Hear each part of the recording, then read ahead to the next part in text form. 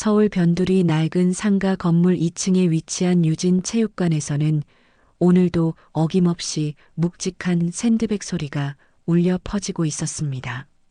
관장 서유진은 구령을 외치는 대신 조용한 눈빛으로 제자들의 동작을 하나하나 살펴보고 있었습니다.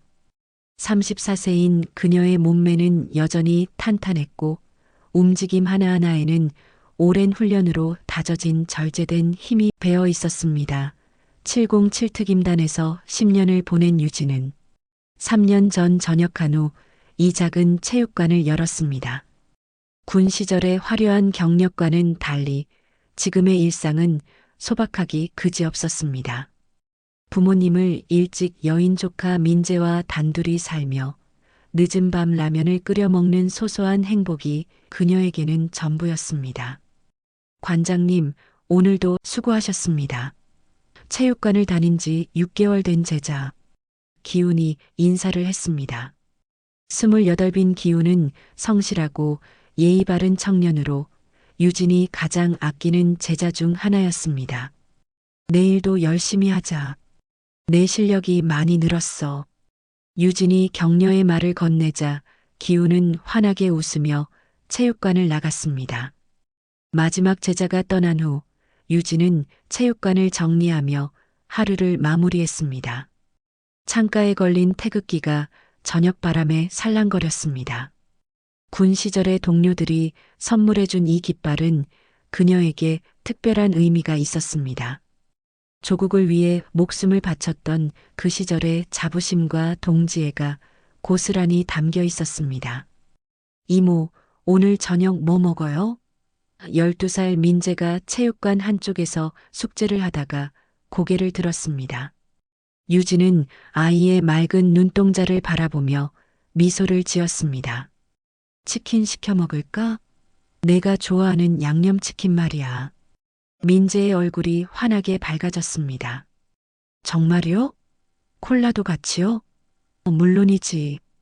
오늘은 특별히 허용해주마. 하지만 최근 들어 유진의 마음 한구석에는 불안감이 자리 잡고 있었습니다. 체육관 옆 건물에 수상한 인물들이 드나들기 시작했기 때문입니다. 양복을 말끔하게 차려입은 젊은 남자들이 고급 외제차를 타고 들어오고 밤마다 술 냄새와 거친 욕설이 섞인 소음이 올라왔습니다. 건물 입구에는 항상 2~3명의 건장한 남자들이 서성이고 있었고 그들의 시선이 심상치 않다는 것을 유진은 본능적으로 감지하고 있었습니다. 특히 며칠 전부터는 그 시선들이 자신의 체육관 쪽으로 향하고 있다는 느낌을 받았습니다. 707 특임단에서 단련된 직감이 위험을 경고하고 있었지만 유진은 애써 무시하려 했습니다. 군 시절처럼 살 필요 없어. 조용히만 살면 돼. 속으로 되뇌었습니다. 707 특임단 시절에 치열했던 작전들과 생사를 오가던 순간들은 이제 과거의 일이 되었습니다. 아프가니스탄에서의 대테러 작전, 소말리아 해적 소탕 작전, 그리고 수많은 비밀 임무들. 그 모든 것들이 그녀를 단련시켰지만 동시에 깊은 상처도 남겼습니다. 지금은 평범한 체육관 관장으로서 민재의 든든한 보호자로서 살아가는 것이 그녀의 유일한 목표였습니다. 저녁 시간이 되자 체육관에는 고요함이 내려앉았습니다. 유진은 마지막 정리를 하며 창문을 통해 밖을 내다봤습니다. 옆 건물에서는 여전히 불이 환하게 켜져 있었고 까만 승용차 몇 대가 건물 앞에 줄지어 서 있었습니다. 차량들의 번호판은 모두 서울 번호였지만 평범한 승용차는 아니었습니다. 창문이 짙게 썬팅되어 있고 뒷좌석에 앉은 사람들의 실루엣이 어렴풋이 보였습니다. 이모, 배고파요. 민재가 가방을 메고 다가왔습니다. 유진은 아이의 머리를 쓰다듬으며 체육관 문을 잠갔습니다. 그래, 집에 가서 치킨 시켜 먹자. 그런데 민재야, 요즘 학교에서 모르는 아저씨가 말 걸거나 하지 않았지? 갑작스러운 질문에 민재가 고개를 갸웃했습니다. 아니요, 왜요? 그냥 요즘 세상이 물하니까 조심하라는 뜻이야. 모르는 사람이 따라오거나 이상한 말을 하면 바로 이모한테 전화해. 알았지? 민재는 진지해진 이모의 표정을 보며 고개를 끄덕였습니다. 두 사람이 계단을 내려가는 동안 옆 건물에서 나온 한 남자가 그들의 뒷모습을 유심히 바라보고 있었습니다. 그의 손에는 담배가 들려 있었고 연기가 저녁 공기 속으로 서서히 사라져 갔습니다. 남자는 휴대폰을 꺼내 누군가에게 짧은 통화를 했습니다. 확인했습니다. 매일 같은 시간에 나가네요. 아이도 함께 있고요. 유진과 민재는 아무것도 모른 채 집으로 향했습니다. 좁은 골목길을 걸어가는 두 사람의 그림자가 가로등 불빛에 길게 늘어졌습니다. 집에 도착한 후 유진은 치킨을 주문하고 민재는 텔레비전을 켜고 만화를 보기 시작했습니다. 평범하고 일상적인 풍경이었습니다. 이모, 내일 토요일인데 친구 집에 가서 게임해도 돼요? 치킨을 먹으며 민재가 물었습니다. 어느 친구지? 준호요. 새로 나온 게임이 있다고 해서요. 유진은 잠시 망설였습니다. 최근 느끼고 있는 불안감 때문이었습니다. 하지만 아이에게 자신의 걱정을 드러내고 싶지 않았습니다. 그래. 대신 저녁 8시까지는 꼭 들어와야 해. 약속이지? 네, 약속이요. 그날 밤 유진은 민재가 잠든 후 베란다에 나가 담배를 한 모금 빨았습니다. 군 시절부터 이어진 습관이었습니다. 멀리 보이는 옆 건물에는 여전히 불이 켜져 있었고 간헐적으로 들리는 웃음소리와 고함소리가 밤 공기를 가르고 있었습니다. 뭔가 심상치 않아. 유진은 중얼거렸지만 이내 고개를 저었습니다. 생각하지 말자. 우리랑은 상관없는 일이야 하지만 707 특임단에서 단련된 그녀의 본능은 계속해서 경고음을 울리고 있었습니다. 이것이 그들의 평범한 일상이 깨지기 전 마지막 평화로운 저녁이 될 줄은 그 누구도 예상하지 못했습니다. 토요일 오후 2시 민재는 가방을 메고 현관문을 나서며 활짝 웃었습니다. 이모, 다녀올게요. 저녁 8시 전에 꼭 들어올게요. 유진은 아이의 뺨에 가벼운 뽀뽀를 해주며 배웅했습니다. 조심해서 다녀와. 준호 어머니께 안부 전해드리고. 네. 민재의 발걸음이 경쾌하게 계단을 내려갔습니다. 토요일 체육관은 문을 닫았지만 유진은 혼자 남아 기구들을 정비하고 청소를 했습니다. 샌드백의 체인을 점검하고 매트를 새로 배치하며 시간을 보냈습니다. 가끔 창밖을 내다보면 옆 건물 앞에 평소보다 많은 차량들이 주차되어 있었습니다. 검은색 세단들이 일렬로 늘어서 있는 모습이 마치 장례식장 같다는 생각이 들었습니다. 오후 6시가 넘어가자 유진은 슬슬 집으로 돌아갈 준비를 했습니다. 민재가 8시에 들어온다고 했으니 저녁을 준비해야 했습니다. 체육관 문을 잠그고 계단을 내려가는데 평소와 다른 점이 눈에 띄었습니다. 옆 건물 입구에 서 있던 남자들이 보이지 않았습니다. 항상 2~3명씩 서성이던 자리가 텅 비어 있었습니다. 이상하네. 유진은 중얼거리며 집으로 향했습니다. 하지만 뭔가 섬뜩한 기분을 떨쳐낼 수 없었습니다. 707 특임단 시절 작전 전에 느꼈던 그 특유한 긴장감이 목덜미를 스쳐 지나갔습니다. 집에 도착한 유진은 냉장고를 열어 저녁 준비를 시작했습니다. 민재가 좋아하는 김치찌개를 끓이기로 했습니다. 돼지고기를 볶고 김치를 넣어가며 요리에 집중했지만 계속해서 시계를 확인하게 되었습니다. 7시, 7시 30분, 7시 45분. 시간은 빠르게 지나갔지만 민재로부터는 아무런 연락이 없었습니다. 8시가 되자 유진의 마음이 조급해지기 시작했습니다.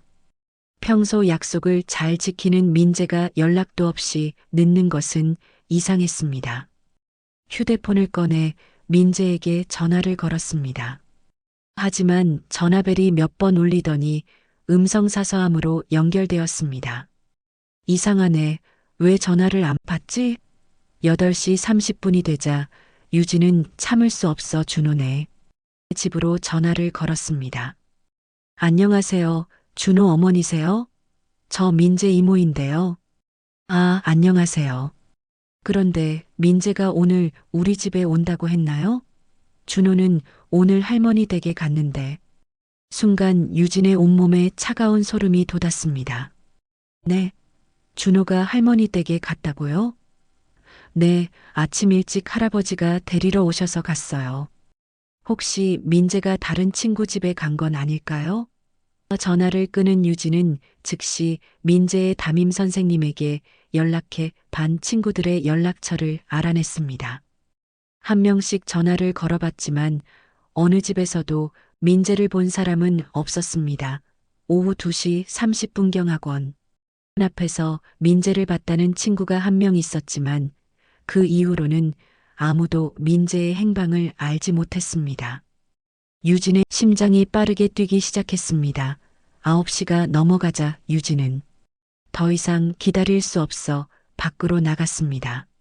민재가 자주 가는 PC방, 편의점, 공원을 모두 돌아다녔습니다.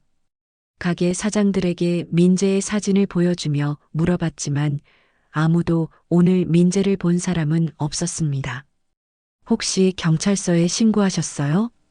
편의점 사장이 걱정스러운 목소리로 물었습니다. 아직 하루도 안 됐는데 유진은 망설였습니다. 하지만 속으로는 뭔가 심상치 않다는 확신이 점점 강해지고 있었습니다. 707 특임단에서 익힌 위험 감지 능력이 강하게 경고하고 있었습니다. 집으로 돌아온 유진은 다시 한번 민재에게 전화를 걸었습니다. 여전히 음성사서함이었습니다. 민재야, 이모야. 어디 있는지 빨리 연락해. 걱정된다. 메시지를 남기고 전화를 끊으려는 순간 낯선 번호로 전화가 걸려왔습니다. 유진은 혹시나 하는 마음에 서둘러 전화를 받았습니다. 여보세요? 전화 너머로 들려온 것은 낮고 거친 남자 목소리였습니다. 서유진 맞나? 순간 유진의 온몸이 얼어붙었습니다. 자신의 본명을 부르는 낯선 목소리에서 불길한 기운이 느껴졌습니다. 누구세요?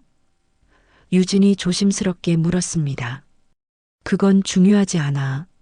중요한 건 내 조카가 지금 우리와 함께 있다는 거지. 유진의 손이 떨리기 시작했습니다. 무슨 말씀이세요? 민재가 어디 있는 거예요? 애 찾으려면 조용히 따라와. 경찰에 알리거나 다른 누구에게도 말하지 마. 그러면 애는 영영 못 봐. 남자의 목소리는 냉정하고 협박적이었습니다. 주소 문자로 보낼 테니까 혼자 와. 1시간 안에. 잠깐요. 민재가 정말 괜찮은 거예요? 제가 민재 목소리 좀. 유진이 말하려는 순간 전화 너머로 익숙한 목소리가 들려왔습니다. 이모. 무서워. 민재의 떨리는 목소리였습니다. 아이는 울고 있는 것 같았습니다. 민재야, 민재야. 유진이 소리쳤지만 전화는 끊어졌습니다. 곧이어 문자가 도착했습니다. 강남구 논현동 지하주차장. 혼자 와. 경고는 한 번뿐이다. 유진은 휴대폰을 든 손이 덜덜 떨리는 것을 느꼈습니다. 707. 특임단에서 수많은 위험한 상황을 경험했지만 사랑하는 조카가 위험에 처한 지금만큼 무력감을 느낀 적은 없었습니다. 숨을 깊게 들이쉬며 마음을 진정시키려 했습니다. 진정해, 유진. 당황하면 민재를 구할 수 없어. 혼잣말을 하며 옷장을 열었습니다. 가장 안쪽에 숨겨둔 검은색 운동복을 꺼냈습니다.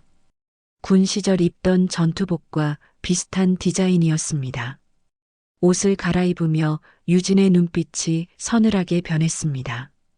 거울 앞에 선 그녀의 모습은 3년 전에 707 특임단 대위 서유진과 닮아 있었습니다. 건드릴 걸 건드렸군. 그녀의 입가에 차가운 미소가 스쳤습니다. 평범한 체육관 관장의 얼굴은 사라지고 전투에 익숙한 군인의 얼굴이 드러났습니다. 현관문을 나서며 유진은 마지막으로 집을 돌아봤습니다. 민재와 함께 보낸 평화로운 3년이 주마등처럼 스쳐 지나갔습니다. 기다려, 민재야. 이모가 반드시 데려올게. 유진은 검은 운동복 차림으로 지하철을 타고 강남구 논현동으로 향했습니다. 차창 밖으로 스쳐 지나가는 네온사인들이 그녀의 차가워진 표정을 번갈아 비췄습니다. 머릿속으로는 707 특임단 시절의 훈련이 자동으로 되살아나고 있었습니다. 적진 침투, 인질 구출, 근접 전투. 모든 것이 마치 어제 일처럼 선명했습니다. 지하철에서 내린 유진은 휴대폰 지도를 확인하며 목적지로 향했습니다. 논현동의 한적한 골목 안쪽에 위치한 낡은 빌딩이었습니다. 겉보기에는 평범한 상가 건물 같았지만 1층 상가들은 대부분 셔터가 내려져 있었고 인적이 드물었습니다. 건물 앞에는 고급 승용차 몇 대가 주차되어 있었습니다. 여기가 맞나? 유진은 건물을 한 바퀴 돌며 상황을 파악했습니다. 뒷문, 비상구, 창문의 위치까지 모두 머릿속에 그려 넣었습니다. 707 특임단에서 배운 정찰의 기본이었습니다. 지하 주차장 입구는 건물 옆쪽에 있었고 경사로를 따라 내려가게 되어 있었습니다. 지하로 내려가는 입구에서 유진은 잠시 멈춰 섰습니다. 한번 들어가면 돌이킬 수 없다는 것을 알고 있었습니다. 하지만 민재를 구하기 위해서는 다른 선택이 없었습니다. 깊게 숨을 들이쉬고 지하 주차장으로 발걸음을 옮겼습니다. 지하 주차장은 예상보다 넓었습니다. 형광등이 깜빡거리며 음산한 분위기를 자아냈고 곳곳에 고급 외제차들이 주차되어 있었습니다. 유진이 안쪽으로 들어서자 어둠 속에서 몇 개의 그림자가 움직였습니다. 건장한 남자 둘이 기둥 뒤에서 나타나 그녀의 앞을 막아섰습니다. 여자분은 여기 들어오시면 안 됩니다. 그중 한 명이 정중하지만 위협적인 톤으로 말했습니다. 유진은 두 남자를 번갈아 보며 차분하게 대답했습니다. 전화 받고 왔어요. 약속이 있어서요. 무슨 약속이요? 다른 남자가 의심스러운 눈빛으로 물었습니다. 제 조카를 돌려받으러 왔습니다. 유진의 목소리는 낮고 단호했습니다. 두 남자는 서로 눈짓을 주고받더니 그녀를 막아섰습니다. 신분증 확인 좀 할게요. 한 남자가 손을 뻗으려는 순간 유진의 몸이 번개처럼 움직였습니다. 오른손으로 남자의 손목을 비틀면서 동시에 왼팔 꿈치로 옆구리를 가격했습니다. 707 특임단에서 익힌 근접 전투 기술이었습니다. 첫 번째 남자가 비명을 지르며 무릎을 꿇는 사이 두 번째 남자가 달려들었습니다. 유진은 몸을 낮춰 태클을 피한 후 무릎차기로 상대의 명치를 정확히 가격했습니다. 두 명 모두 바닥에 쓰러진 것은 10초도 걸리지 않았습니다.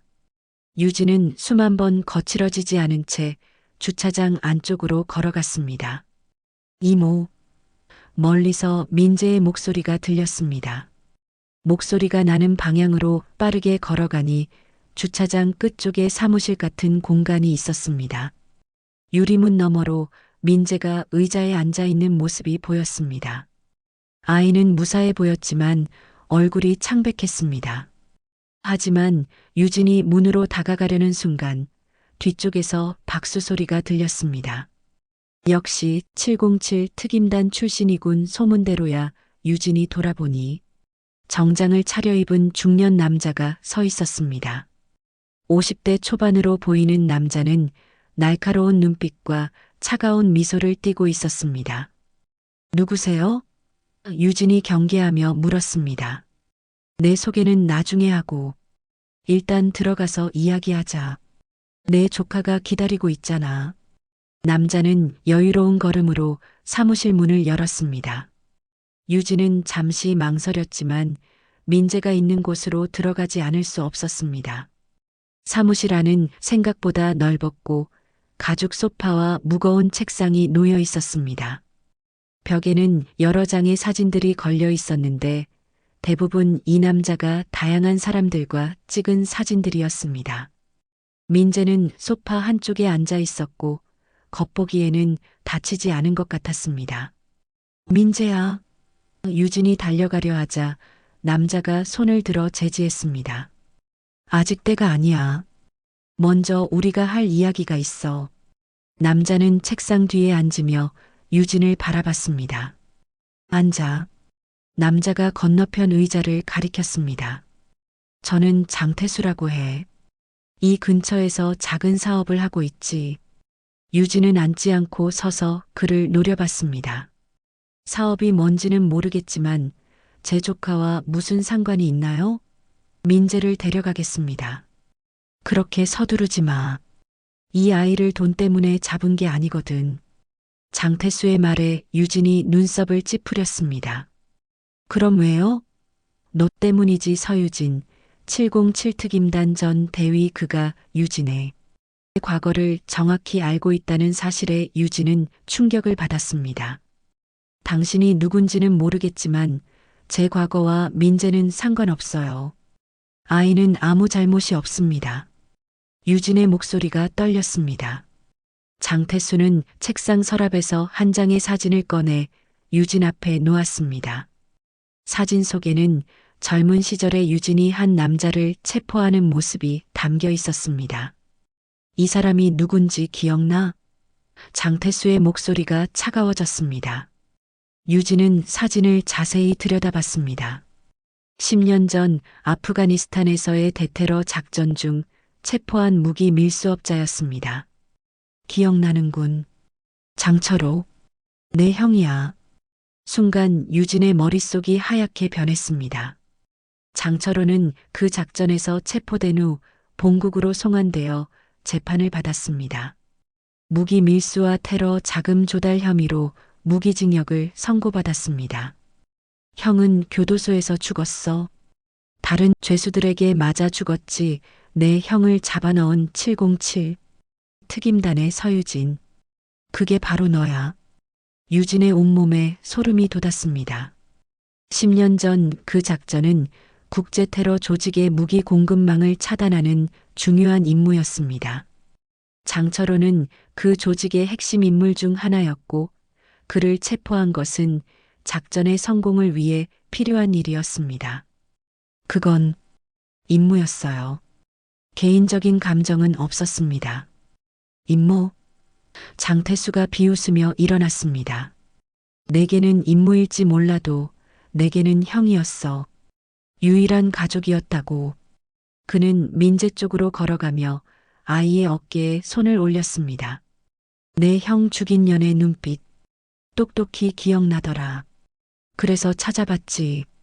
서유진이 어디서 뭘 하며 사는지. 민재가 무서워하며 몸을 움츠렸습니다.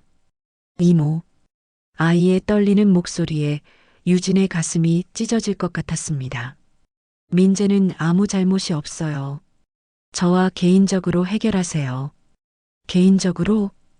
장태수가 다시 웃었습니다. 이미 개인적으로 하고 있어. 내가 내 형의 가족을 빼앗아갔으니 나도 내 가족을 빼앗아가는 거야. 그 순간 사무실 문이 열리며 여러 명의 남자들이 들어왔습니다. 모두 건장하고 험악한 인상을 가진 사람들이었습니다. 유진은 빠져나갈 구멍이 없다는 것을 깨달았습니다. 민재만은 보내주세요. 제가 어떤 대가를 치르더라도. 대가? 장태수가 고개를 갸웃했습니다. 이미 대가는 정해져 있어. 내가 내 형에게 한 것처럼 나도 내게 똑같이 해주는 거야. 유진이 민재에게 달려가려 했지만 남자들이 그녀를 붙잡았습니다. 이모, 민재가 울먹이며 소리쳤습니다. 괜찮아, 민재야. 이모가 꼭 데려갈게. 하지만 그녀의 목소리도 점점 멀어져 갔습니다. 그날 밤 유진과 민재는 서로 다른 곳으로 끌려가며 헤어지게 되었습니다. 유진이 눈을 떴을 때 그녀는 차가운 콘크리트 바닥에 누워 있었습니다. 머리가 지끈거리고 손목과 발목이 묶여 있었습니다. 주변을 둘러보니 창문이 없는 지하 창고 같은 곳이었습니다. 형광등 하나가 깜빡거리며 음산한 빛을 내고 있었고 벽 한쪽에는 녹슨 파이프들이 노출되어 있었습니다. 몸을 일으키려 했지만 손목을 묶은 밧줄이 단단했습니다. 707. 특임단에서 배운 탈출 기술을 떠올리며 밧줄의 매듭을 확인했습니다. 전문적으로 묶여 있었지만 불가능하지는 않았습니다. 다만 시간이 필요했습니다. 민재는 괜찮을까? 가장 먼저 떠오른 것은 조카의 안전이었습니다. 얼마나 시간이 지났는지 알 수 없었습니다. 시계도 휴대폰도 모두 빼앗긴 상태였습니다. 창고 문 너머로는 간헐적으로 발걸음 소리와 대화 소리가 들렸지만 명확하게 들리지 않았습니다. 유진은 귀를 기울여 주변 상황을 파악하려 했습니다. 문득 철문이 삐걱거리며 열리는 소리가 들렸습니다. 유진은 즉시 눈을 감고 기절한 척했습니다. 발걸음 소리가 가까워지더니 누군가가 그녀 앞에 쪼그려 앉았습니다. 관장님, 괜찮으세요? 낮고 조심스러운 목소리였습니다. 유진이 천천히 눈을 뜨자 익숙한 얼굴이 보였습니다. 체육관 제자인 기훈이었습니다. 기훈아? 유진은 믿을 수 없다는 표정을 지었습니다. 왜 여기 있는 거야? 기훈의 얼굴에는 죄책감과 고통이 뒤섞여 있었습니다. 죄송합니다, 관장님. 기훈의 목소리가 떨렸습니다. 저도 어쩔 수 없었어요. 유진은 상황을 이해하려 애썼습니다. 무슨 말이야? 설명해봐. 기훈은 잠시 주변을 살핀 후 더 가까이 다가왔습니다. 제 동생이 이 조직에 빚을 졌어요. 도박으로 2억 원을 잃었는데 갚지 못하면 죽이겠다고 했어요. 기훈의 눈에 눈물이 맺혔습니다. 장태수 형님이 저에게 제안을 했어요. 관장님에 대한 정보를 알려주면 동생의 빚을 탕감해 주겠다고. 유진의 가슴에 배신감이 몰려왔습니다. 6개월 동안 정성껏 가르쳤던 제자가 자신을 팔아넘긴 것이었습니다. 그래서 체육관에서 내 일상을 다 알려준 거구나. 죄송합니다. 정말 죄송합니다. 기훈이 고개를 숙였습니다. 민재는 어디 있어? 유진의 목소리가 차갑게 변했습니다. 안전한 곳에 있어요. 아직은 다치지 않았습니다. 아직은? 유진의 눈빛이 날카로워졌습니다. 장태수가 뭘 계획하고 있는 거야? 기훈은 망설이다가 입을 열었습니다. 형님이 관장님에게 복수하려고 해요. 10년 전 일 때문에 형님의 형이 죽었다면서 관장님도 똑같은 고통을 겪게 하겠다고 했어요. 유진의 온몸에 소름이 돋았습니다. 똑같은 고통이라니? 형님이 말하길 관장님이 형님의 유일한 가족을 빼앗아 갔으니 형님도 관장님의 유일한 가족을 빼앗아 가겠다고. 기훈의 말에 유진의 심장이 멈출 것 같았습니다. 민재를 아직은 아니에요.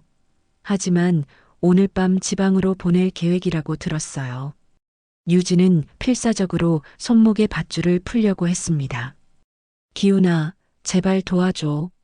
민재는 아무 잘못이 없어. 아직 어린아이야. 저도 어떻게 해야 할지 모르겠어요. 동생을 구하려다 보니 이렇게 됐는데. 그때 창고 밖에서 발걸음 소리가 들렸습니다. 기훈이 재빨리 일어서며 문 쪽을 바라봤습니다. 누군가 와요. 저는 이만. 기훈아. 유진이 간절한 목소리로 불렀습니다. 제발, 한 번만 도와줘. 민재만은 기우는 잠시 망설이더니 주머니에서 작은 쇠톱을 꺼내 유진의 손이 닿을 만한 곳에 놓았습니다. 이게 전부예요. 이 이상은 정말 못 도와드려요. 그는 고통스러운 표정을 지으며 덧붙였습니다. 조심하세요. 형님이 오늘 밤 민재를 지방으로 보내려고 해요. 시간이 별로 없어요. 문이 열리며 다른 조직원이 들어왔습니다. 야, 기훈아. 뭐하고 있어? 확인하라고 해서 와봤는데 아직 기절해 있네요. 기훈이 태연하게 대답했습니다. 알겠어. 나가자. 두 사람이 나가고 문이 다시 잠겼습니다. 혼자 남은 유진은 기훈이 놓고 간 쇠톱을 손끝으로 집어들었습니다. 작지만 밧줄을 자르기에는 충분해 보였습니다. 조심스럽게 손목에 밧줄을 톱질하기 시작했습니다. 시간이 오래 걸렸지만 천천히 밧줄이 끊어져 갔습니다. 밧줄이 완전히 끊어지자 유진은 즉시 발목의 밧줄도 풀었습니다. 자유로워진 그녀는 창고 안을 자세히 살펴봤습니다. 벽 한쪽에는 환기구가 있었지만 너무 작았고 문은 밖에서 잠겨 있었습니다. 하지만 707 특임단에서 배운 것은 항상 탈출구가 있다는 것이었습니다. 천장을 살펴보니 형광등 근처에 천장판이 약간 들떠 있는 부분이 있었습니다. 파이프를 타고 올라가면 닿을 수 있을 것 같았습니다. 유진은 조심스럽게 파이프에 매달려 올라갔습니다. 천장판을 밀어내자 위쪽 공간이 나타났습니다. 천장 위는 좁았지만 기어서 이동할 수 있었습니다. 유진은 방향 감각을 이용해 건물의 구조를 파악하며 이동했습니다. 곧 다른 방에서 나오는 불빛이 천장판 틈새로 새어나오는 것을 발견했습니다.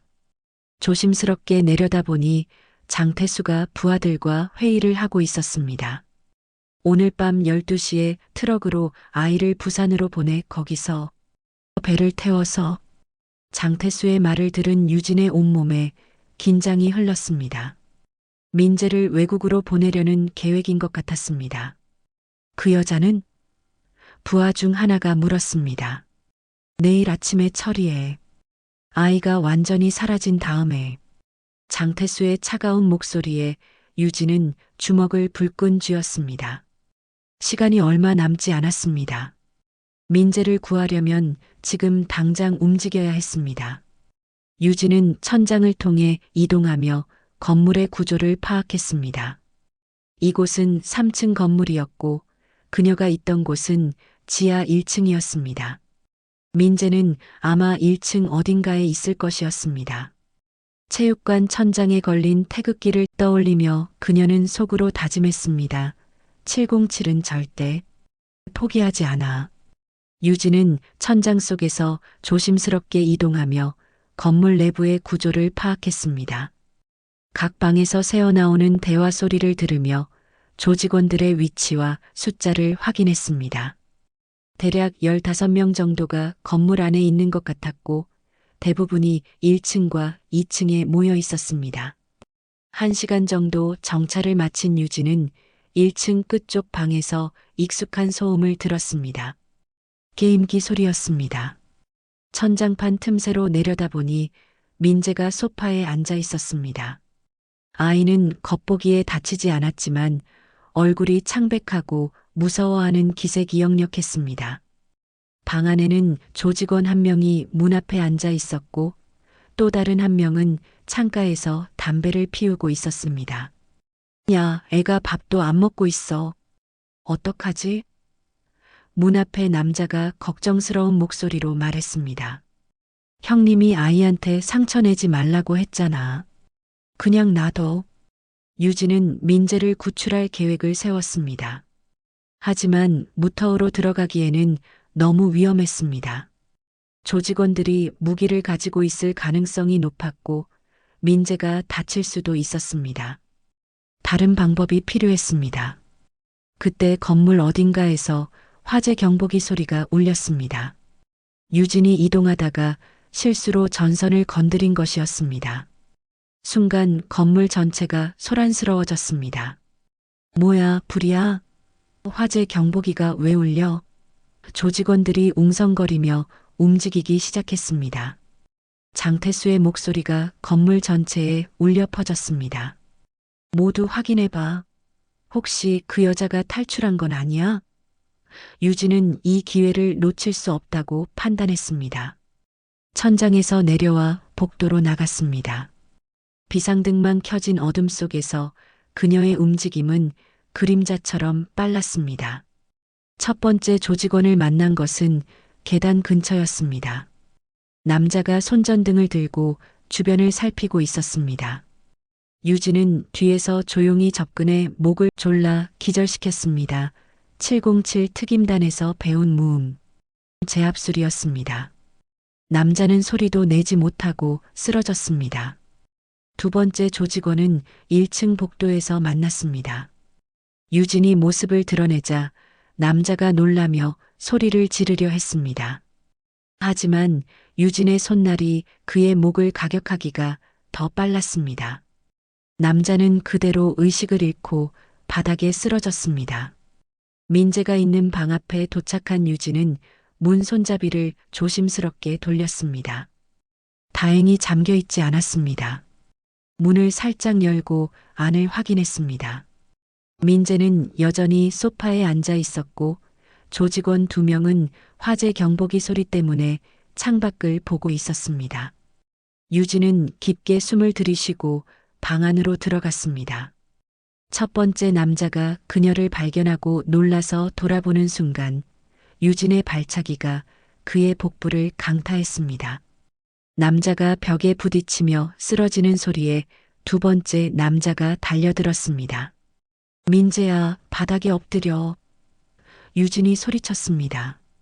민재는 즉시 소파 뒤로 숨었습니다. 두 번째 남자가 유진에게 주먹을 휘둘렀지만 그녀는 몸을 돌려 피한 후 무릎차기로 반격했습니다. 남자는 비명을 지르며 바닥에 무릎을 꿇었습니다. 이모. 민재가 울먹이며 유진에게 달려왔습니다. 유진은 아이를 껴안으며 안전한지 확인했습니다. 다쳤어? 어디 아픈 데 없어? 아니요, 괜찮아요. 무서웠어요. 민재의 떨리는 목소리에 유진의 가슴이 아팠습니다. 이제 안전해. 이모가 데려갈게. 유진은 민재의 손을 잡고 방 밖으로 나왔습니다. 하지만 복도에는 이미 여러 명의 조직원들이 몰려와 있었습니다. 손전등 불빛이 그들을 비췄습니다. 거기서 누군가 소리쳤습니다. 유진은 민재를 자신의 뒤로 숨기며 상황을 파악했습니다. 앞뒤로 조직원들이 막고 있어서 도망갈 곳이 없었습니다. 항복해. 더 이상 저항하면 아이가 다칠 수도 있어. 조직원 중 한 명이 협박했습니다. 그때 장태수가 나타났습니다. 그의 얼굴에는 분노와 함께 비틀린 미소가 떠올라 있었습니다. 역시 707 특임단 출신이군 하지만 여기서 끝이야. 그는 주머니에서 권총을 꺼내 유진을 겨냥했습니다. 민재만은 보내줘. 나와 개인적으로 해결하자. 유진이 간절한 목소리로 말했습니다. 개인적으로? 장태수가 웃었습니다. 이미 충분히 개인적이야. 내 형을 죽인 년이 내 앞에서 애원하고 있잖아. 민재가 유진의 뒤에서 떨고 있는 것을 느끼며 유진은 마지막 결단을 내렸습니다. 707. 특임단에서 배운 마지막 비기를 사용할 때였습니다. 전력을 다해 민재를 안전한 곳으로 밀어낸 후 자신은 총을 든 장태수에게 달려들 생각이었습니다.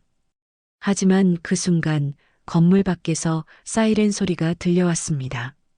경찰 사이렌이었습니다. 뭐야? 경찰이 어떻게? 조직원들이 당황하기 시작했습니다. 장태수의 얼굴이 굳어졌습니다. 누가 신고했어? 창밖으로 경찰차들이 건물을 포위하는 모습이 보였습니다. 확성기를 통해 경찰의 목소리가 들려왔습니다. 건물 안의 모든 사람은 무기를 버리고 나와라. 상황이 급변하면서 조직원들 사이에 혼란이 일어났습니다. 장태수가 분노에 찬 목소리로 소리쳤습니다. 누가 신고했는지 모르겠지만 어차피 끝장이야. 그가 유진을 향해 방아쇠를 당기려는 순간 뒤에서 누군가 그의 팔을 붙잡았습니다. 기훈이었습니다. 형님, 안 됩니다. 아이는 보내주세요. 기훈이 필사적으로 말했습니다. 이 새끼가. 장태수가 기훈을 밀쳐내며 소리쳤습니다. 그 틈을 타 유진은 민재를 안고 계단 쪽으로 달려갔습니다. 뒤에서 총소리가 울렸지만 그들은 이미 안전한 거리에 있었습니다. 유진은 민재를 안고 계단을 뛰어 올라가며 뒤를 돌아봤습니다. 장태수와 조직원들이 뒤쫓아오고 있었습니다. 건물 밖에서는 경찰의 확성기 소리가 계속 울려 퍼졌습니다. 건물을 포위했다. 항복하고 나와라. 하지만 장태수는 포기할 기세가 아니었습니다. 2층에 도착한 유진은 비상구를 찾았습니다. 하지만 문이 잠겨 있었습니다. 뒤에서 발걸음 소리가 점점 가까워졌습니다. 이모, 어떻게 해요? 민재가 무서워하며 물었습니다. 걱정하지 마. 이모가 꼭 데려갈게. 유진은 아이를 안심시키며 다른 탈출구를 찾았습니다. 창가 쪽으로 가니 밖에는 경찰차들이 즐비하게 늘어서 있었습니다. 건물을 완전히 포위한 상태였습니다. 유진은 창문을 열고 밖을 내다봤습니다. 2층 높이라 뛰어내리기에는 위험했지만 다른 선택이 없어 보였습니다. 거기 서라. 계단에서 장태수의 목소리가 들렸습니다. 유진은 민재를 더 꽉 안고 창가로 다가갔습니다. 민재야, 이모 등에 엎혀. 꽉 잡고 있어. 네, 이모. 민재가 유진의 등에 매달렸습니다. 유진이 창틀에 발을 올리려는 순간 장태수가 나타났습니다. 그의 손에는 여전히 권총이 들려 있었고 얼굴은 분노로 일그러져 있었습니다. 어디 가는 거야? 아직 끝나지 않았어. 그가 총을 겨누며 소리쳤습니다. 당신 형의 일은 유감스럽게 생각해요. 하지만 그건 제 임무였어요. 민재는 아무 잘못이 없습니다. 유진이 마지막으로 설득을 시도했습니다. 임무? 장태수가 비웃었습니다. 내 임무 때문에 내 형이 죽었어. 내가 얼마나 외로웠는지 알아? 그 순간 건물 아래에서 경찰관들이 확성기로 소리쳤습니다. 장태수, 우리는 내가 누군지 안다. 아이를 놓아주고 투항해라. 장태수의 표정이 더욱 굳어졌습니다. 이미 신원이 노출된 상황에서 후퇴할 곳이 없었습니다. 좋아, 그럼 함께 죽자. 장태수가 방아쇠를 당기려는 순간 뒤에서 기훈이 나타나 그의 팔을 낚아챘습니다. 형님, 안 됩니다. 총은 엉뚱한 방향으로 발사되어 천장에 구멍을 냈습니다. 두 사람이 몸싸움을 벌이는 사이 유진은 기회를 놓치지 않고 창문으로 뛰어내렸습니다. 다행히 건물 옆에 있던 트럭의 적재함이 충격을 완화해 주었습니다. 유진과 민재는 트럭 위에서 굴러떨어졌지만 크게 다치지는 않았습니다. 민재야, 괜찮아? 네, 괜찮아요. 민재가 겁에 질린 목소리로 대답했습니다. 경찰관들이 그들에게 달려왔습니다. 대위님, 안전합니다. 그중 한 명이 유진을 알아보며 말했습니다. 707 특임단 시절의 동료였습니다. 김 중사. 유진이 놀라며 물었습니다.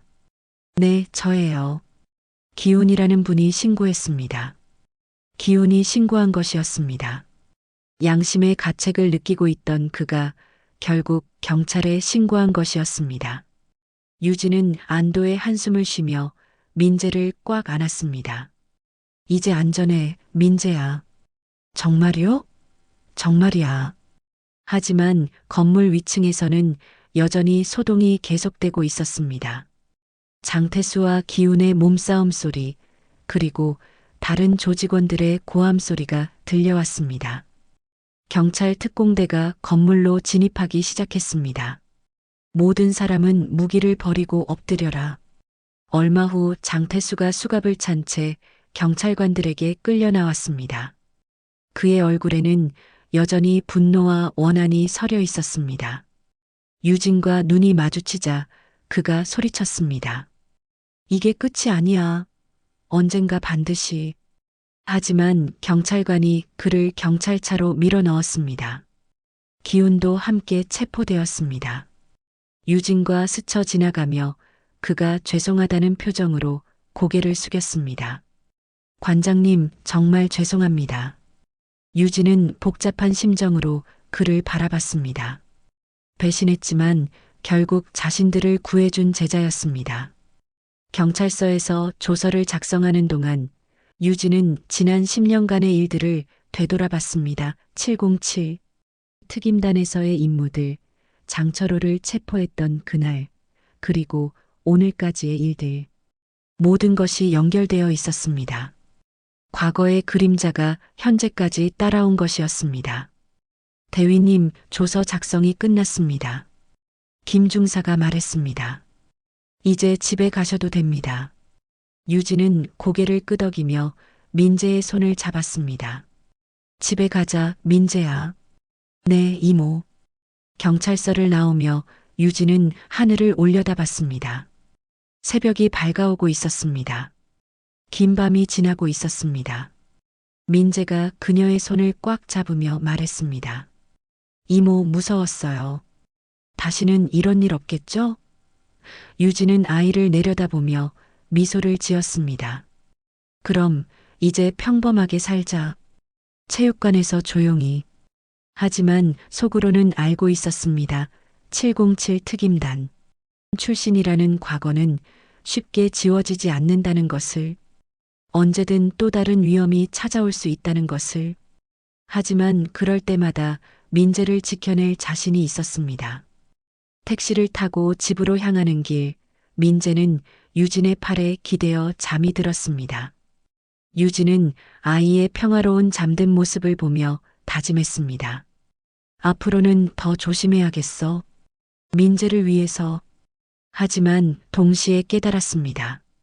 자신이 아무리 평범하게 살려고 해도 필요할 때는 언제든 707 특임단에 서유진으로 돌아갈 수 있다는 것을.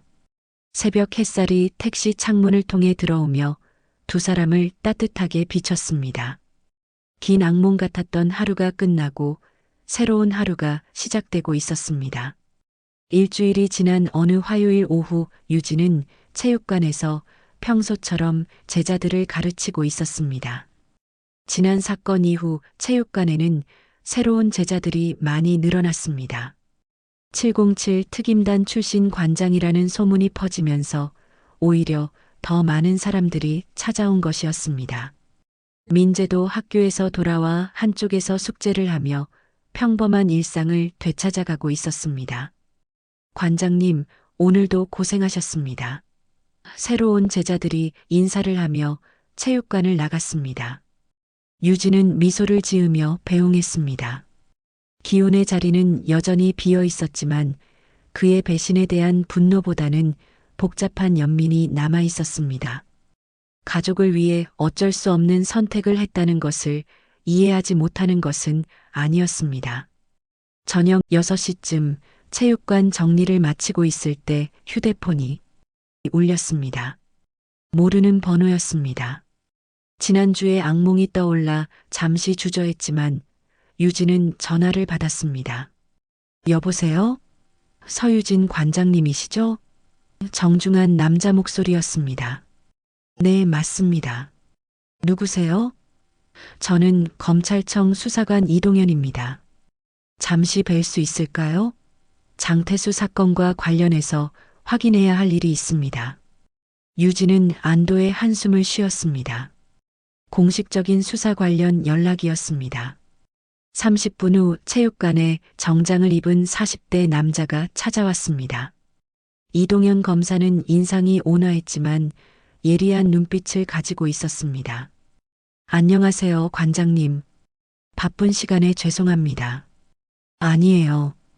들어오세요. 사무실에서 마주 앉은 이 검사는 파일을 꺼내며 말했습니다. 장태수 일당에 대한 수사가 거의 마무리되었습니다. 그런데 한 가지 이상한 점이 발견됐어요. 유진이 고개를 갸웃했습니다. 무엇인가요? 장태수가 관장님을 찾기 시작한 시점이 생각보다 훨씬 빨랐어요. 거의 3년 전부터 관장님에 대한 정보를 수집했더군요. 이 검사의 말에 유진의 표정이 굳어졌습니다. 3년 전이요? 네.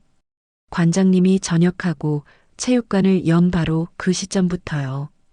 유진은 소름이 돋는 것을 느꼈습니다. 장태수가 자신을 3년 동안이나 추적하고 있었다는 뜻이었습니다. 그럼 기훈 씨는 6개월 전에 접촉을 받은 것이 맞습니다. 하지만 그 전에도 다른 방법들을 통해 관장님을 감시하고 있었어요. 이 검사는 몇 장의 사진을 꺼내 보여줬습니다. 유진과 민재가 함께 찍힌 사진들이었습니다.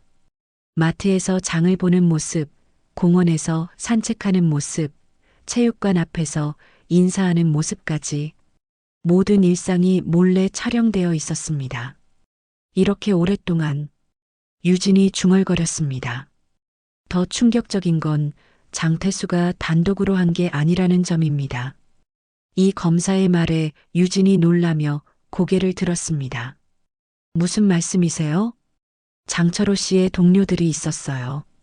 같은 무기 밀수 조직의 잔당들이죠. 장태수는 그들의 자금 지원을 받아 관장님에게 복수를 계획했습니다. 유진의 온몸에 긴장이 흘렀습니다. 그럼 아직 끝나지 않았다는 말씀인가요? 주요 인물들은 대부분 체포했지만 몇 명이 아직 도주 중입니다. 특히 장철호의 오른팔이었던 김영수라는 인물이. 이 검사가 말을 마치기도 전에 체육관 밖에서 큰 소음이 들렸습니다. 유리창이 깨지는 소리와 함께 연기탄이 터졌습니다. 민재야. 유진이 소리쳤습니다. 민재는 체육관 한쪽에서 숙제를 하고 있었는데 갑작스러운 연기 때문에 기침을 하며 당황하고 있었습니다. 이모. 유진은 즉시 민재에게 달려가 아이를 안았습니다. 관장님, 뒤쪽 비상구로 나가세요. 이 검사가 권총을 꺼내며 소리쳤습니다. 하지만 이미 늦었습니다. 체육관 정문이 부서지며 복면을 쓴 남자들이 쳐들어왔습니다. 자동 소총을 든 그들의 움직임은 전문적이었습니다. 모두 엎드려. 선두에 선 남자가 소리쳤습니다. 이 검사가 권총을 겨누며 경찰이다. 라고 외쳤지만 상대방의 화력이 압도적이었습니다. 총격전이 벌어지면서 체육관 안은 아수라장이 되었습니다. 유진은 민재를 보호하며 샌드백 뒤로 몸을 숨겼습니다. 민재야, 고개 숙이고 있어. 707 특임단의 본능이 되살아나면서 그녀는 상황을 빠르게 판단했습니다. 적은 최소 5명, 모두 자동 소총으로 무장. 이 검사는 권총 하나로 맞서고 있었습니다. 서유진, 나와라. 복면을 쓴 남자가 소리쳤습니다. 장철호 형님의 복수를 완성하러 왔다. 유진의 머릿속이 빠르게 돌아갔습니다. 장태수는 단지 시작에 불과했던 것입니다. 진짜 적들이 이제 나타난 것이었습니다. 이 검사가 뒤쪽 기둥 뒤에서 응사하고 있었지만 탄알이 떨어져 가고 있었습니다. 관장님, 뒤쪽 창문으로 탈출하세요. 하지만 유진은 망설였습니다. 이 검사를 혼자 놓고 갈 수는 없었습니다. 그 순간 체육관 벽에 걸린 태극기가 총알에 맞아 떨어졌습니다. 707. 특임단의 자부심이 담긴 그 깃발이 바닥에 떨어지는 모습을 본 유진의 눈빛이 변했습니다. 민재야, 이모 말 잘 들어. 뒤쪽 화장실에 숨어서 절대 나오지 마. 이모는요? 이모는 나쁜 사람들을 혼내주고 올게. 유진은 민재를 안전한 곳으로 밀어넣고 체육관 한쪽에 있던 목검을 집어들었습니다. 707 특임단에서 배운 근접 전투 기술이 되살아났습니다. 연기가 자욱한 가운데 그녀의 실루엣이 적들 앞에 나타났습니다. 찾고 있었어, 걔들아. 유진의 목소리는 차갑고 위협적이었습니다. 3년간 잠들어 있던 707 특임단 대위 서유진이 완전히 깨어난 순간이었습니다. 연기가 자욱한 체육관 안에서 유진의 움직임은 마치 춤을 추는 것 같았습니다. 목검을 든 그녀는 첫 번째 적에게 순식간에 접근했습니다. 707 특임대에서 익힌 CQB 기술이 몸에 새겨진 대로 발휘되었습니다. 적이 자동 소총을 겨누기도 전에 유진의 목검이 그의 손목을 정확히 가격했습니다. 총이 바닥에 떨어지며 첫 번째 적이 손목을 부여잡고 비명을 질렀습니다. 유진은 이어서 무릎차기로 그를 제압한 후 떨어진 총을 발로 차서 멀리 날려버렸습니다. 두 번째 적이 뒤에서 총을 겨누었지만 유진은 이미 몸을 낮춰 회전하며 그의 다리를 걸어 넘어뜨렸습니다. 이런 년이. 세 번째 적이 분노하며 연발 사격을 가했습니다. 하지만 유진은 샌드백 사이를 요리조리 피하며 접근했습니다. 총알들이 샌드백을 뚫고 지나가며 모래가 날렸지만 그녀는 전혀 멈추지 않았습니다. 마침내 적에게 도달한 유진은 목검으로 그의 총구를 쳐올린 후 팔꿈치로 명치를 가격했습니다. 이 검사도 기회를 놓치지 않고 남은 적들을 상대하고 있었습니다.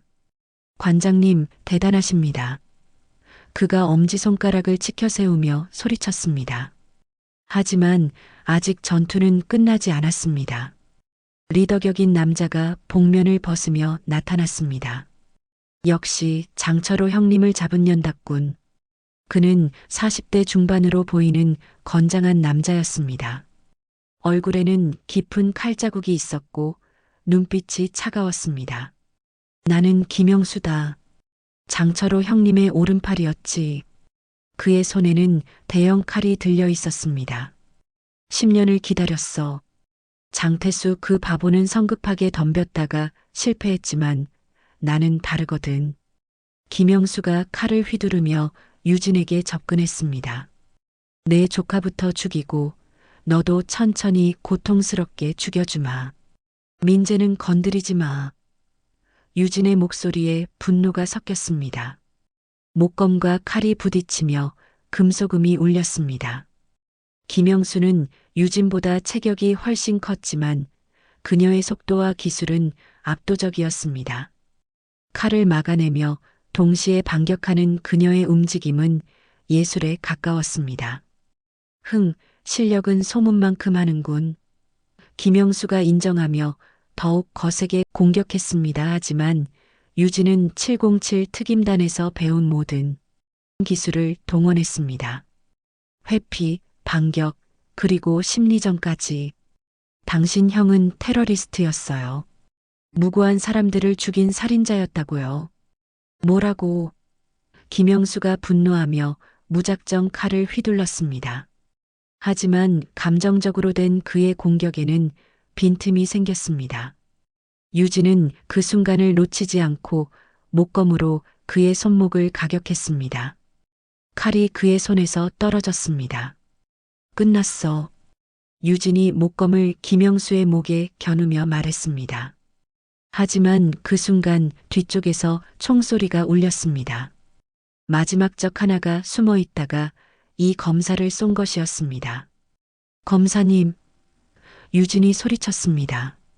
이 검사가 어깨를 부여잡고 쓰러졌습니다. 그 틈을 타 김영수가 다시 일어나 비상구 쪽으로 도망가려 했습니다. 이번엔 놓쳐주마. 하지만 다음엔 내 조카가 먼저다. 그가 협박하며 사라졌습니다. 유진은 이 검사에게 달려가 상처를 확인했습니다. 검사님, 괜찮으세요? 어깨만 맞았어요. 괜찮습니다. 그가 고통스러워하며 말했습니다. 구급차 불러야겠어요. 그때 화장실에서 민재가 나왔습니다. 이모, 괜찮아요?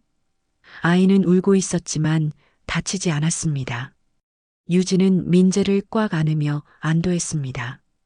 괜찮아, 민재야. 이제 진짜 괜찮아. 30분 후 경찰과 구급차가 도착했습니다.